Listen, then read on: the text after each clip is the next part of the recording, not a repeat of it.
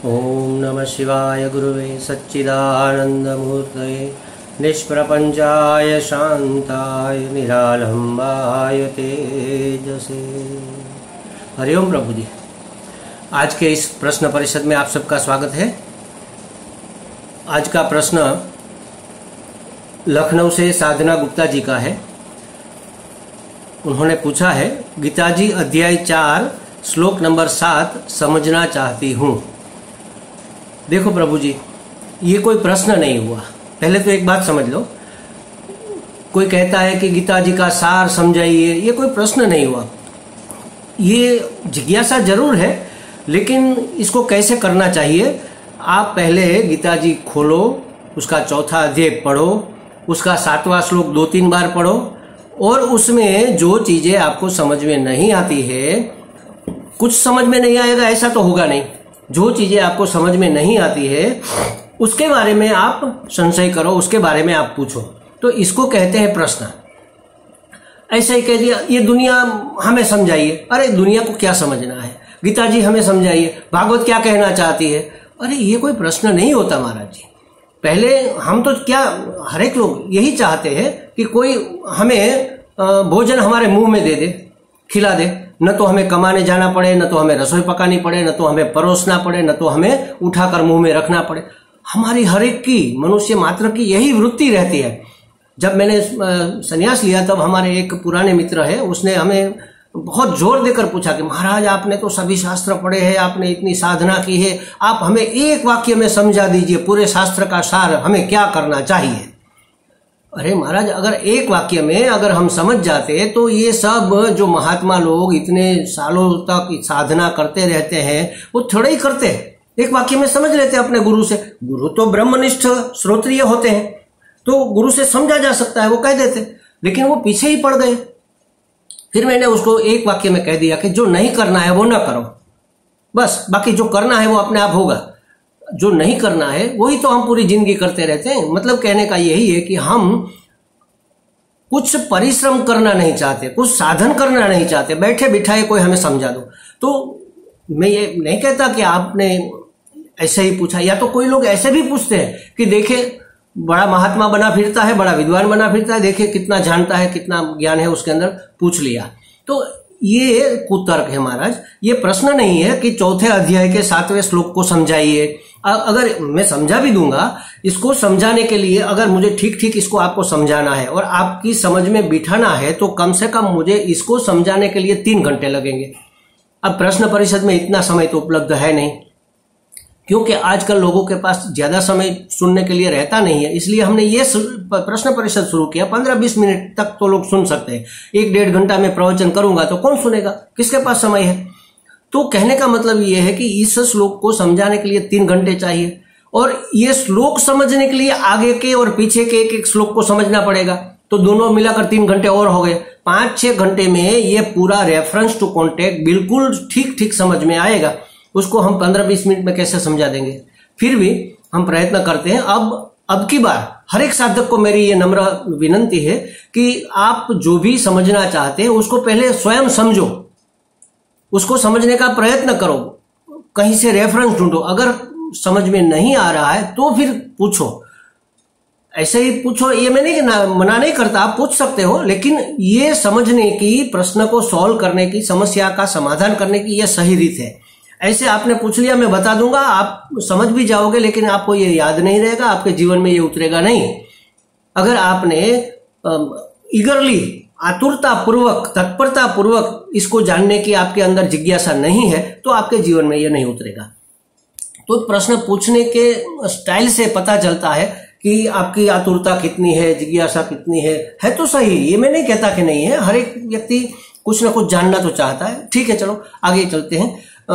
श्लोक ये है, यदा यदा हि धर्मस्य ग्लानिर्भवति भारत अभ्युत्थानमधर्मस्य तदात्मानं सृजाम्यहम्। क्या कहते हैं भगवान, देखो कहते हैं कि हे भारत, भारत मतलब अर्जुन का नाम है भारत, एक तो भरत वंश से वो आया हुआ है, इसलिए भारत। हे भारत, जब जब यदा यदा धर्मस्य ग्लानिर्भवति, जब जब धर्म की हानि और अधर्मस्य अभ्युत्थानम भवति, दोनों में भवति लगता है। अधर्म का उत्थान होता है, अभ्युदय होता है, वृद्धि होती है, और धर्म की हानि होती है। तदा तब अहम ही, मैं ही, ये शब्द समझ लेना, मैं ही आत्मानम, अपने रूप को रचता हूं। मैं स्वयं अपने आप को प्रकट करता हूं, या तो ये कह लो जन्म लेता हूं, जन्म तो लेते नहीं, आविर्भूत होता हूं। सृजामि, अपने आप को मैं अपने आप का मैं सर्जन करता हूं, साकार रूप में लोगों के सम्मुख प्रकट होता हूं। तो ये तो अर्थ हो गया, समझ लिया ये। लेकिन इसका मतलब क्या है, क्यों ऐसा कहते हैं? भगवान निर्गुण, निराकार, निर्विशेष स्वरूप में परमात्मा रहा हुआ है, सच्चिदानंद घन परमात्मा सगुण साकार क्यों होते हैं? क्या जरूरत आन पड़ी उसको अवतार लेने की? तो वो कारण बताया कि मैं क्यों अवतार लेता हूं। तो कहा कि धर्म की जब हानि होती है और अधर्म की वृद्धि होती है, तब धर्म की स्थापना करने के लिए मैं प्रकट होता हूं। धर्म संस्थापनार्थाय, धर्म की स्थापना करने के लिए मैं प्रकट होता हूं। धर्म मतलब क्या? धर्म मतलब कर्तव्य, जो करने योग्य कार्य है वह। अगर करने योग्य कार्य कोई नहीं करेगा या वो उसका ह्रास होता जाएगा तो सृष्टि चलेगी नहीं, और जो सज्जन है उसको पीड़ा भोगनी पड़ेगी, दुर्जन है उसको अपनी दुष्टता का फल भी नहीं मिलेगा। तो ये सब चल नहीं सकता। अधर्म को नष्ट करने के लिए, मतलब अधर्म को मिटाने के लिए, अकर्तव्य भाव को दूर करने के लिए और कर्तव्य भावना को पैदा करने के लिए, धर्म की स्थापना करने के लिए जो करने योग्य है वो करना ही चाहिए शास्त्र के अनुसार, ये समझाने के लिए परमात्मा फिर से बार बार पुनः पुनः इस संसार में आते हैं। अच्छा, उसको भगवान को ये कहना क्यों पड़ा? तो आगे के श्लोक में कहा, मैं अजन्मा अविनाशी होते हुए भी, समस्त प्राणियों के ईश्वर होते हुए भी, अपनी प्रकृति को अधीन करके अपनी योग माया से प्रकट होता हूं। क्यों प्रकट होते भगवान? तो कह दिया कि धर्म की हानि जब होती, कब प्रकट होते? तो कहा कि धर्म की हानि होती है और अधर्म का वृद्धि होती है, तब उसको ठीक करने के लिए मैं, उसको अवतार कार्य कहते हैं। हर एक अवतार का कोई ना कोई कार्य रहता है, मतलब तो अवतार कार्य करने के लिए परमात्मा आते हैं। अच्छा, भगवान क्या करते हैं आप आकर? क्या होता है आपका अवतार कार्य? तो आगे के श्लोक में, 8वें श्लोक में कहा, परित्राणाय साधूनां विनाशाय च दुष्कृतां धर्म संस्थापनार्थाय संभवामि युगे युगे। क्या कहा? परित्राणाय साधूनाम, साधु पुरुष, जो सज्जन पुरुष है, जो सत्य का संग करने वाले पुरुष है, जो सत्मार्ग पर, परमार्थ मार्ग पर आगे बढ़ रहे, अपने जीवन को शास्त्र के विधि निषेध के अनुसार जीवन जी रहे, ऐसे साधु पुरुषों का परित्राण करने के लिए, उद्धार करने के लिए, और दुष्कृताम विनाशाय, और जो दुष्कृत्य करने वाले हैं, पाप करने वाले हैं, उन लोगों का विनाश करने के लिए, उसको हटाने के लिए, और धर्म की संस्थापनार्थाय, धर्म संस्थापनार्थ, धर्म की स्थापना करने के लिए 3 बातें बताई। देखो, साधु पुरुष का उद्धार, दुर्जनों का विनाश, और धर्म की, मतलब करने योग्य और न करने योग्य क्या है वो ठीक ठीक सबके मन में बिठाने का काम करना, उसको कहते हैं धर्म संस्थापना। उसके लिए हर एक युग में मैं प्रकट होता हूं, हर एक युग में। क्यों? क्योंकि ये बात धीरे धीरे नष्ट हो। आज आप भी देख रहे हो कि ये कलयुग का प्रभाव कितना है। हमारा धर्म कहाँ गया, हमारा कर्तव्य कहाँ गया, हमारा फर्ज कहाँ गया। जो माता 9 महीने तक अपने बच्चे को पेट में पालती है, और जो बाप उसको कंधे पर बिठाकर इतना बड़ा करता है, उसको धंधे पर लगाता है, वही बेटा जब अपने पांव पर खड़ा हो जाता है, कुछ बन जाता है, तो अपने माँ बाप को वृद्धाश्रम में भेज देता है। देखो महाराज, आज ये स्थिति आकर रुकी हुई है। न तो बहन भाई और न तो भाई बहन का कोई रिश्ता रहा हुआ है, न तो कहीं मर्यादा रही हुई। तो ऐसे हर एक युग में धीरे धीरे धर्म की हानि होती जाती है। और क्योंकि फिसलना बहुत आसान है ना महाराज, तो लोग फिसलते जाते हैं, चढ़ना बहुत मुश्किल है। तो फिसलना बिल्कुल आसान रहता है, तो लोग फिसलते हैं अपने अपने कर्तव्य से। तब उसकी स्थापना करने के लिए, उसको स्थित करने के लिए, उसको स्थिर करने के लिए, उसको दृढ़ करने के लिए भगवान कहते हैं मैं बार बार आता हूं। यदा यदा ही धर्मस्य ग्लानिर्भवति भारत, जब जब धर्म की ग्लानि होती है, हानि होती है, वो ग्लानि मतलब मैला हो जाता है, अप्रकाशित जैसा समझो, बादल सूर्य के आसपास आ जाते हैं तो कैसा वैसे ढक जाता है, उसकी हानि हो जाती है और अधर्म की वृद्धि होने लगती है, अंधेरा छाने लगता है। तब मैं अवतार के रूप में सूर्य जैसे प्रकट होता है और अंधेरा दूर होता है, वैसे वैसे मैं आकर उस अंधकार को, उस अधर्म के अंधकार को दूर करने के लिए प्रकट होता हूं। हमें लगता है साधना जी का ये प्रश्न सोल्व हो गया होगा।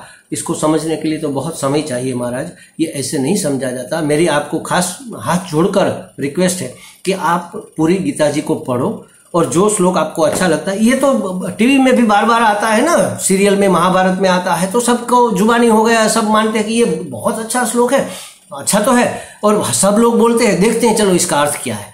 आप पहले जरा जानो तो सही, थोड़ा पढ़ने का प्रयत्न तो करो, समझने का प्रयत्न करो, और फिर उसमें कोई समझ में नहीं आती है बात, जैसे कि समझो ये श्लोक पूरा किया और आपने नहीं समझा कि महाराज धर्म किसको कहते हैं, ये समझाओ। ये तो हमने सुन लिया धर्म की हानि होती है, अधर्म का उद्धार होता है, तो धर्म और अधर्म किसको कहते हैं, वास्तव में क्या धर्म और क्या अधर्म होता है? धर्म और अधर्म सापेक्ष है या परमानेंट है?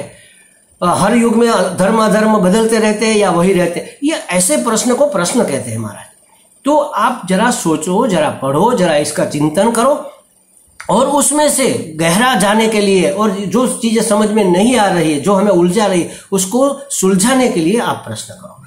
ये परमार्थ मार्ग में आगे बढ़ने का सही रास्ता, सही तरीका ये है महाराज। मैं कोई नाराज नहीं हूं, मैं ये नहीं कहता कि आप ऐसा मत पूछो, आप पूछ सकते हो, कैसा भी पूछो, लेकिन इसका कोई फायदा जितना ज्यादा होना चाहिए इसलिए नहीं होगा क्योंकि इसमें हमारी कोई गहरी जिज्ञासा, तत्परता उसमें नहीं है। तो श्रद्धावान लभते ज्ञानम तत्पर संयतेन्द्रिय। भगवान ने कहा कि अगर आपको ज्ञान चाहिए तो 3 चीजें आपके जीवन में होनी चाहिए। श्रद्धा एकदम दृढ़ होनी चाहिए, तत्परता, जानने की इतनी तत्परता, जिज्ञासा, जैसे कि समझो कि अंतिम सांस है और हम उससे बचने के लिए डूबते हुए नदी में अंतिम सांस बची है और कितना जोर करके बाहर निकलते हैं, बस उसको कहते थे। ऐसी तत्परता चाहिए। और संयतेन्द्रिय, जो जानना है, जिस मार्ग पर जाना है उसी तरफ हमारी सभी इंद्रियां लगी रहे, इधर उधर विषयों में, संसार में, समाज में, ये जगत में भटकती न रहे, उसको संयमित करना, संयतेन्द्रिय। ये 3 चीजें अगर हमारे पास है तो ज्ञान होगा ही होगा। ये भगवान ने कहा है, ये गीता जी में भगवान ने स्वयं कहा है, हे अर्जुन श्रद्धावान लभते ज्ञानम तत्परा संयतेन्द्रिय। किसको ज्ञान प्राप्त होता है? जो श्रद्धावान होता है, जो तत्पर होता है और जो इंद्रियों का संयम रखता है। तो इतनी तत्परता आपको जगानी चाहिए अगर इसका सही सही लाभ आपको प्राप्त करना है तो।